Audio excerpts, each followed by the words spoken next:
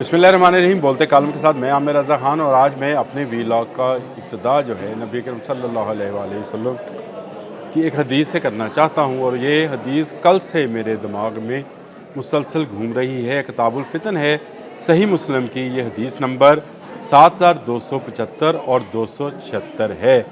यानी आगे पीछे दो हदीसें हज़रत अबू हुरैरा से रवायत है और यही हदीस जो है सही बुहारी में भी है। इसको मैंने कुछ रिसर्च की तो पता चला कि वाकई ही ये हदीस जो है वो सही हदीस में शामिल है और ये किताबुल फितन ही है सही बुहारी में। और इसकी 7119वें नंबर की ये हदीस है जिसमें नबी अकरम सल्लल्लाहु अलैहि वसल्लम ने उन पर मेरे माँ बाप कुर्बान, मेरी आल औलाद कुर्बान, उन्होंने ये कहा कि क़यामत के नज़दीक दरियाए फ़रात से सोने का पहाड़ निकलेगा, तुम इस सोने में से कोई हिस्सा ना लेना। उन्होंने हम मुसलमानों को जो कि कमज़ोर ईमान वाले हैं, जो पैसे की तरफ लपकते हैं, उनसे ये एक बात कही कि तुम इसमें से कुछ ना लेना, अगर तुम उसके करीब हो तो दूर हट जाना, पूरी दुनिया उस पर लपकेगी।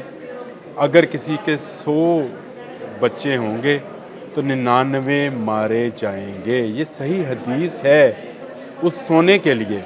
और ये कल से मेरे दिमाग में क्यों घूम रही है कि जैसे ही मैं कंप्यूटर ऑन करता हूँ, किसी सोशल मीडिया ऐप पर जाता हूँ, किसी सोशल मीडिया प्लेटफॉर्म पर जाता हूँ, एक ही बात आ रही है, सोना ले लें, सोना बेच दें, सोना कर दें। तो ये सोना इतना अहम क्यों होता जा रहा है कि हम अपना सब कुछ बेचकर चंद टके के मुनाफे के लिए सोने का कारोबार करना चाह रहे हैं। ठीक है कि जिन लोगों के पास सेविंग में पैसा है वो अगर उसकी सेविंग के तौर पर सोना लेना चाहते हैं ज़रूर लें, लेकिन कौन सा सोना लें ये भी मैं आपको बता देता हूँ ताकि आप लूटे ना जाएं जिस तरह से बहुत सारी दुनिया लुट जाएगी। सबसे पहले सोना जो है ये मुख्तलिफ ममालिक में ताकत का, पावर का और उनके ख़जाने का वो अहम जुज़ है जिसके बायस किसी भी मुल्क की इकॉनमी को मॉनिटर किया जा सकता है। इस वक्त दुनिया में सबसे ज़्यादा सोना जो है वो अमेरिका के पास है और ये इस सोने की मकदार आप सुन लें, ये है जी 8133.5 मन। दुनिया में नंबर 1 सोना जो है इस वक्त अमेरिका के पास है। उसके बाद जर्मनी है जिसके पास 3351.5 टन सोना है। फिर IMF है, सब जानते हैं IMF को, उनके पास 2814 टन सोना है। फ्रांस के पास 2437, ये चौथे नंबर पर है। पाँचवें नंबर पर रूस है 2329 और छठे नंबर पर चीन है जिसके पास 2284 टन सोना है। फिर स्विट्ज़रलैंड का 7वां नंबर है 1039 टन के साथ।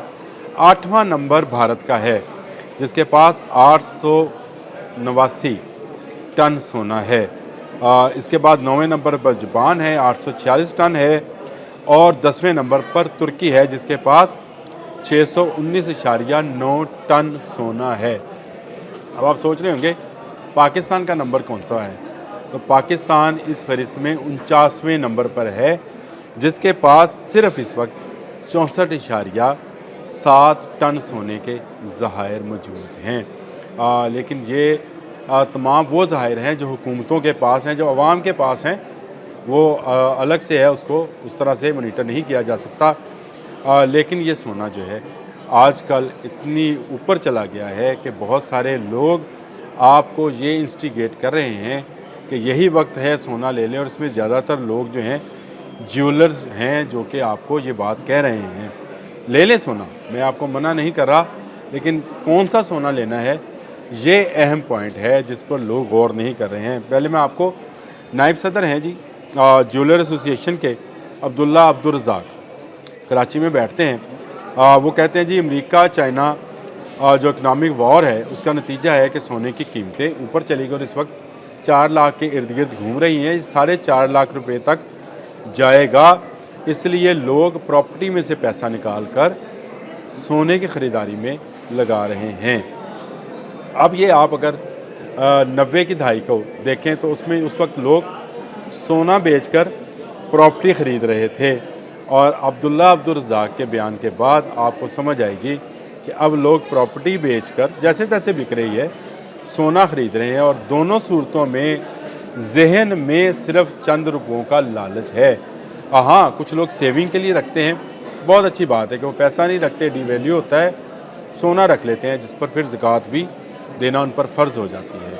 लेकिन ये जो ज्वेलर्स हैं, ये इतना ज़ोर क्यों लगा रहे हैं? वो इसलिए कि सोना जब ज़ेवर में डलता है तो इसमें मिक्सिंग हो जाती है और ज्वेलर्स का पैसा उस ज़ेवर के अंदर फंसा होता है और वो चाहते हैं कि लोग किसी और तरीके से नहीं, उनका ज़ेवर लेकर ये समझें कि उनके घर में सोना है। जिस सोने में लाज़मी बात है कुछ मिक्सिंग है, हमें आपको इसकी हरगिज़ पहचान नहीं है। और सबसे बड़ी बात जो हर ज्वेलर करता है कि जनाब आपने जितने का लिया था उतने का मुझे दे जाना। यानी जो मैंने कैरेट और जो मैंने तोले और जो माशे लिखे हैं, उसी कैरेट तोले माशे में आप मुझसे वापस ले जाना। यानी जितना अरसा वो इस पैसे को इस्तेमाल करेगा वो उसका इस्तेमाल है, आप उसको सोना जब वापस करने जाएंगे तो वही आपको तोले माशे के पैसे इस्तेमाल करने के बाद वापस कर देगा। अब यहाँ पर एक सवाल और पैदा होता है और वो ये है कि सोना ही इतना अहम क्यों है? तो ये हज़ारों साल का किस्सा है कि सोना जो है हमेशा से लोगों का मुतमईन नज़र रहा है। गोल्डन कलर है, कभी ख़राब नहीं होता, किसी और धात में मिक्स नहीं होता। यानी इसमें जो मिक्सिंग की जाती है उसको अगर 6000 फ़ारेनहाइट, 600 फ़ारेनहाइट, शायद 60 फ़ारेनहाइट, कुछ इतनी फ़ारेनहाइट पर इसको गर्म किया जाए तो बाकी धातें या तो हवा में तहलील हो जाएंगी या अलग हो जाएंगी। और सोने से हर धात जो है 1000 फ़ारेनहाइट पर गर्म होने के बाद उससे अलग हो जाती है और सोना खालिस शक्ल में बाकी रह जाता है। ये इसकी अहमियत है और ये कीमती धात है क्योंकि ये इतनी आम भी नहीं है, नायाब है। इसलिए इसको मजहबी तौर पर भी बहुत मुक़द्दस बाज़ मज़ाहब में माना जाता है और बाद मज़ाहब में तो सोने की बनी चीज़ों की पूजा की जाती है।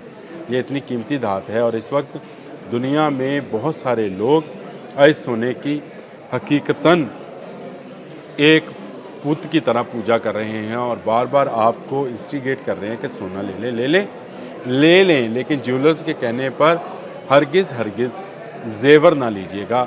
आपको बिस्किट की शक्ल में जो 10 तोले का एक सोने का किसी कंपनी की तरफ से स्टैम्प्ड ग्रंटेड बार मिलती है। ज़रूर अगर आपके पास इतनी बचत है, 10 तोले का मतलब ये है 10 तोला या कुछ ग्राम का होगा, उसका मतलब ये है कि आपके पास अगर 40-45 लाख रुपया है आपकी हलाल की कमाई में से फालतू, तो आपको ज़रूर सोना ले लेना चाहिए। मैं इससे इनकार नहीं करता, आपकी सेविंग है, आप ज़रूर लें। लेकिन जिस तरह से ज्वेलर्स आपको इंस्टिगेट कर रहे हैं और जिस तरह से लोग आपको डरा रहे हैं, तो एक ख़बर ये भी है कि कल अमेरिकी सदर डोनाल्ड ट्रंप ने चीन के साथ मुआहदे को गैर यकीनी नहीं कहा। उन्होंने कहा कि चीन के साथ मुआहदा हो सकता है और ये बहुत बड़ी डेवलपमेंट है। याद रखिएगा, डोनाल्ड ट्रंप यू टर्न लेने में बहुत माहिर है और अगर अब्दुल्ला अब्दुल रज़ाक की बात मान ली जाए कि अमेरिका और चीन का जो इकनॉमिक वॉरफेयर है उसमें ये सोना महंगा हुआ है, तो सोने की कीमत कुछ नीचे भी आ सकती है। तो जो लोग इसको एक रोज़गार के तौर पर अपनाना चाहते हैं कि वो सोने में लग जाएंगे, भेड़ चाल है, कभी हम प्रॉपर्टी पे लग जाते हैं, कभी हम सोलर पे लग जाते हैं। आजकल हम सोने की ख़रीदारी में लगे हुए हैं। आप बेचने जाएंगे तो किसको बेचेंगे? अगर इसका रेट कुछ भी कम हुआ तो आपका नुकसान होगा। तो मार्केट गिमिक्स हमेशा ये कहते हैं कि जब चीज़ अपने टॉप पे कीमत पे हो तो उसको बाय नहीं करना चाहिए, जब लोअर पोजीशन पे होए तो उसको बाय करना चाहिए। तो इस वक्त सोना अपनी टॉप पोजीशन पे है, अपने कई सालों के रिकॉर्ड जो है ब्रेक कर चुका है और इस वक्त सोना हाथ लगाने को तो दूर, देखने को भी नहीं मिल रहा। लेकिन वो सोना जो कि खालिस है, मैंने आज आपसे ये बात करनी थी। और जो क़यामत नज़दीक आती है, मैं आपको कुछ डरा नहीं रहा, लेकिन वो सोने का पहाड़ निकलना तो लोगों ने उसकी तरफ क्यों भागना है? नफ़े के लिए। आज हम सोने की तरफ क्यों भाग रहे हैं? नफ़े के लिए, कि इसका नफ़ा होगा। अब मुझे समझ नहीं आती है कि उस हदीस का आज ये सोने पर जो भागम दौड़ है उससे क्या तल्लक है। लेकिन सोना है एक अहम धात जिसके बारे में बहुत सारी हदीस और बहुत सारी वाक़यात तारीख़ में भरे पड़े हैं। लेकिन हमें सोच समझ कर इन्वेस्टमेंट करनी है। आपकी सेविंग्स के पैसे हैं, इसको सोच कर समझ कर, ज़ेवर पर नहीं, बिस्किट पर खर्च कीजिएगा। आपके लिए इतना ही मशवरा है। अल्लाह हाफ़िज़।